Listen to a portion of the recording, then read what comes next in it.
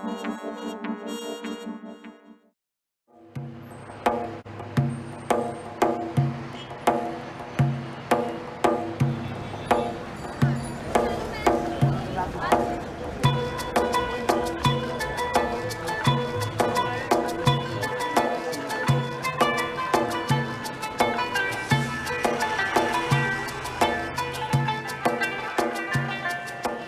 a photojournalist from Iran.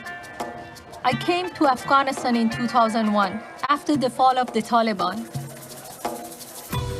At the time, everyone was hopeful that life would improve for women here. But 10 years later, very little has changed.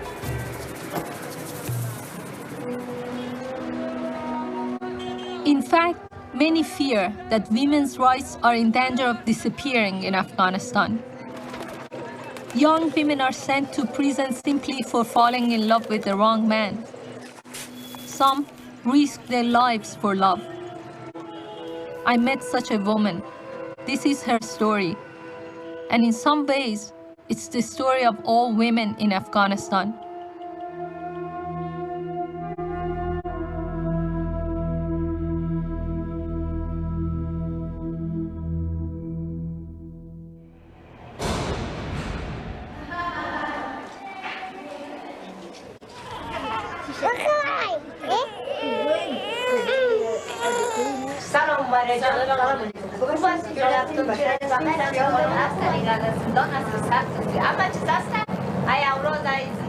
بله جرمای فرار از منزل است، اختطاف است، مواد مخدر است، قتل است، این نوع است.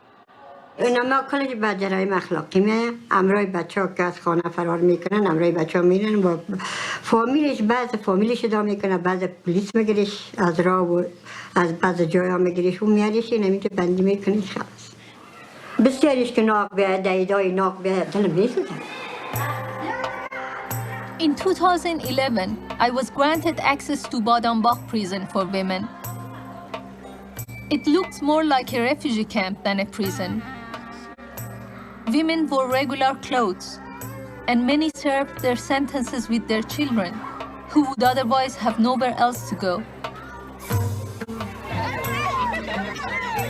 There are some 600 women in prisons across Afghanistan, locked up for so-called moral crimes, sex out of wedlock, running away from home. Sahila committed all three. اسم خودم سهیله از نورستان هستم. فرار کردم 3.5 سال فرار بودم، بعد 3.5 سال پدرم مرا گرفت. 3.5 سال بعد باز مرا بندی کرد پدرم. محکمه اول 2 سال قید مرا، محکمه 6 سال کرد. بچه من در زندان به عملیات شدم، زندان به دنیا آمد. یک راه خوب نشان میتونم ما که آزاد شدم، یک زندگی پیدا میکنم. حالی در زندان است، اولادای ما بی سرنوشت، ما خود ما در به در. Many of the women in Badambakh were afraid to be filmed, but Sahila was different. She saw no crime in her actions, and she was full of determination to live the life she wanted. پدرم اجازه نمیده. پدرم اگه یبرا بودم ما آزاد شوم بر از تسلیم میکنن. من نمی آرزو دارم در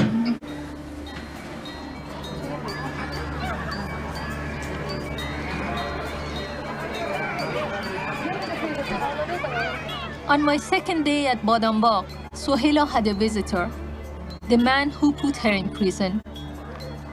The visitor was her father. پدرم مرا دعوت داد، سن 5 سالگی مرا دعوت داد. یک مرد به جای پدرم بود، بیادرندرم اینو کلی که چیز کرده بود. مرا با دعوت دادم، سن 5 سالگی بود. گفتم نمیگیرم، مرا با زور دادن بردن، میتونم برا با اون نکاح میکنم. از اونجا فرار کردم که بچه مامان، من قصد فرار نداشتم، صرف به دولت 3 سال بعد پدر مرا بندی کرد در زندان بادامباخ. Sahila's father seemed to be such a gentle old man, and a man who clearly loved his daughter. But it also became clear that he was not able to think outside of his traditions. ما با او دین اسلام ما به او تقاضا نمیکنه. قانون اسلام دختر میتی پدر به هر کس رضا. هر وقت پدر 8 سال یا 9 سال 10 سال بر کسی که داد زن از او شد. بعد از او ما حق نداریم هیچ کس.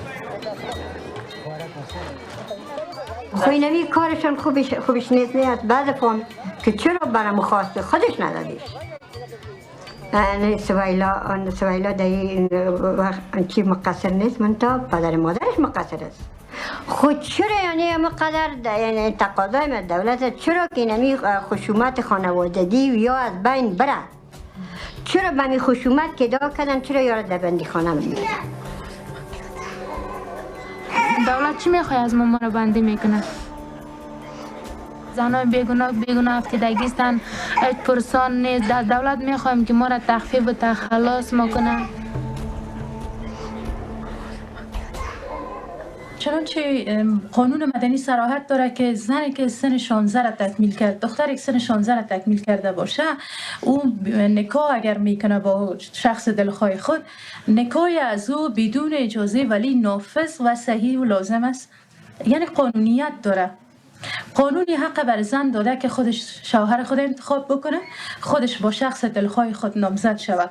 ولی نظر به قیودات و نظر به عرف حاکم در جامعه ما، اینمی حق هم از دخترها گرفته شده و معمولا پدر یا برادر نقش عمده و اساسی را در تعیین سرنوشت زن بازی میکنه. In 2009, President Karzai passed a law criminalizing 23 acts of abuse toward women, including forced marriage. It was the first law of its kind in Afghanistan, but since the law was passed, it has rarely been enforced. Women like Sehila continue to be sent to prison, and their lovers sometimes meet the same fate. Sehila told me the father of her child was also locked away on the other side of Kabul in Polecharkhi prison for men. And that's where I found him, Sehila's great love, Niyaz Mohammad. چند وقت اینجایی تو حبسین؟ ما 1 سال میشه که ما در اینجا حبس هستیم. با 5 سال دیگه مانده، 6 سال قید ماست. از 6 سال قید دیگه. خب داشتین تعریف می‌کردین چی شد که اصلا شما رو گرفتن؟ دلیلش چی بود؟ دلیلش همین دختر بود، با کسی بد دادگی بود. با حساب بیادر از زن کسی را برده بود. شوهردار دختر کسی شوهردار چه فرار کرده بود، برده بود. او این دختر خود بود، 8 ساله بود، 5 ساله بیرا گفت با نام تو باشه، یه را جوان شد برای تو میدیم. دختر جوان شد را قبول نکرد. و ما را نمیگیریم. یه دختر بایز دادن میبریم تو را به پیش مامای فاتحه از جمعه بریم. تا جا بردن رو بازور بر از نفر تسلیم کردن. او دختر قبول نکرد. اما سادم اما وقتم قبول نکرد دختر او را کیچی کنه. و اما وقت ما را رسیدیم، ما ایچی داشتیم قد از اون. ما که رسیدیم ما را دختر آمد در پیش ما گفت یا ما را ببر بفروش، هر جایی که میفروشی یا خودکشی میکنی، هر چی میکنی ما را خلاص کن. دختر همه میشه از ما.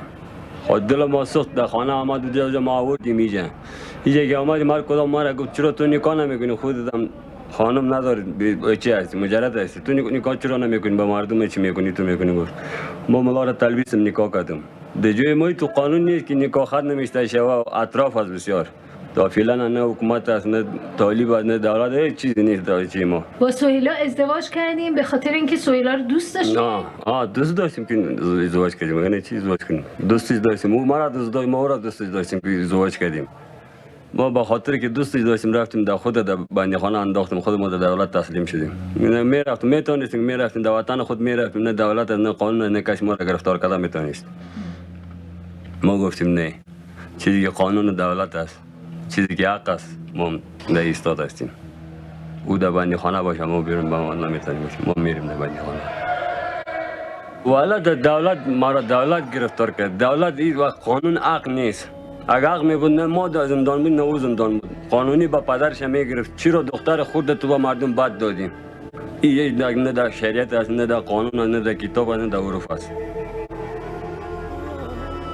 با گفتش پنجره را بزنیم بریم پیشش او را بکشیم. ما کشیده نمیتونیم دیگه، از زور دولت زور ما نمیکشه.